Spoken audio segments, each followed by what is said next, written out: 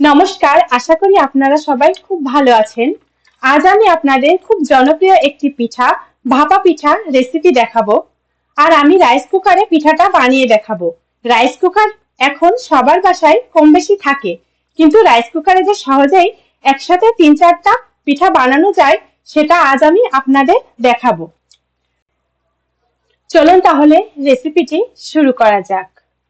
এর জন্য আমি প্রথমে একটা নারকেল কেটে নিয়েছি। তারপরে আমি নারকেলটাকে একটি কুড়ুনির সাহায্যে কুড়িয়ে নিচ্ছি। দেখুন আমার নারকেল কুড়ানো হয়ে গেছে।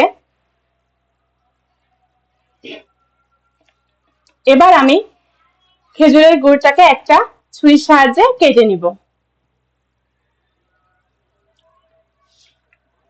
খেজুরের গুড়টা আমার দেখুন কেটে নেওয়া হয়ে গেছে। এবার আমি একটা মিক্সিং বলে 2 কাপ পরিমাণে শুকনা চালের গুঁড়া নিয়েছি। এখানে আপনারা ভেজা চালের গুঁড়াটাও ব্যবহার করতে পারেন, সেক্ষেত্রে জলের পরিমাণটা একটু কম লাগবে। আমি যেহেতু শুকনা চালের গুঁড়াটা নিয়েছি, সেহেতু আমার জলটা একটু বেশি লাগবে। আমি এখানে একটা মেজারমেন্ট কাপে গড়া কাপ পরিমাণে জল নিয়েছি, আর নিয়েছি হাফ চামচ পরিমাণে লবণ। আমি লবণটা জলের সাথে মিশিয়ে নিচ্ছি। এতে করে লবণটা চালের গুঁড়ার সাথে খুব সুন্দরভাবে মিশে যাবে, এতে পিঠার টেস্টটাও অনেক ভালো আসবে। আমি অল্প অল্প করে জল দিয়ে চালের গুঁড়াটাকে মেখে নিব। একসাথে বেশি পরিমাণ জল দিয়ে চালের গুঁড়াটা মাখা যাবে না। এবার আমি মুঠো করে দেখব এটা মুঠ হচ্ছে কিনা। দেখুন কত সুন্দর মুঠ হয়েছে। এবার আঙ্গুলের সাহায্যে এটাকে চাপ দিয়েছি, দেখুন কত সুন্দর এটা ভেঙে যাচ্ছে। আমার চালের গুঁড়াটা পারফেক্ট ভাবে মাখা হয়ে গেছে। এবার আমি এটাকে 5 মিনিটের জন্য রেস্টে রাখবো। আমার চালের গুঁড়াটা মাখতে জলের পরিমাণ লেগেছে 1.25 কাপ।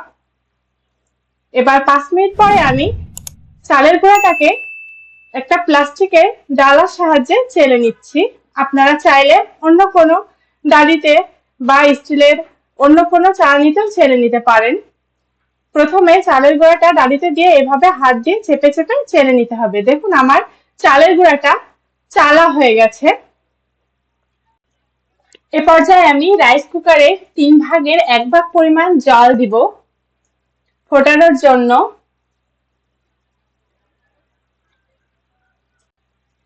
এবার আমি ঢাকনা দিয়ে এটাকে ঢেকে দিব আর সুইচটা অন করে দিব। জলটা ফুটে ওঠা পর্যন্ত আমি অপেক্ষা করব। এ পর্যায়ে আমি রেডি করে রাখা চালের গুঁড়া নিয়েছি নারকেল কোড়ানো, নিয়েছি গুড়।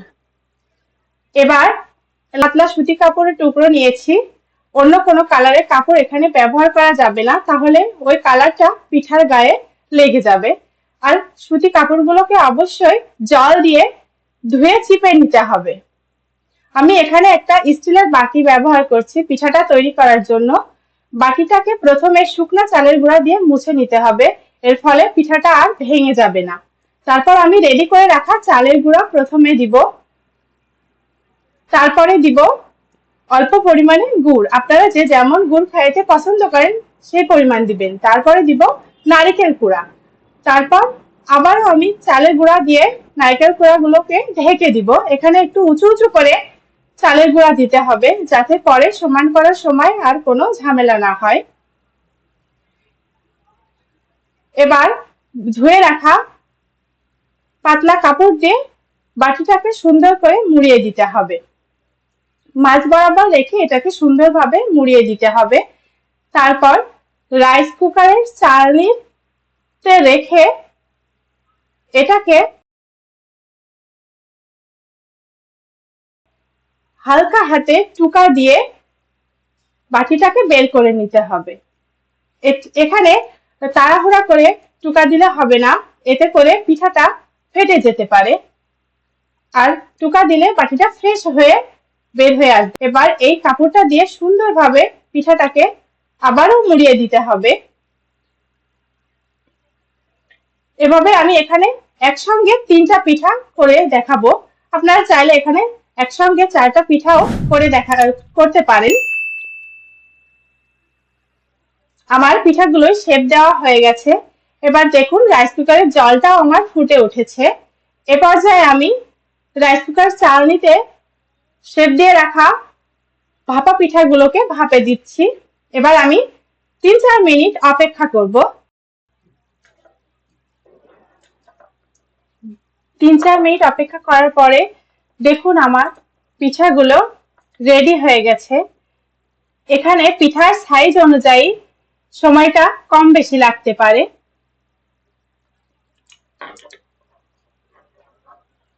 এবার আমি চালনিটা নিচে নামিয়ে নিব।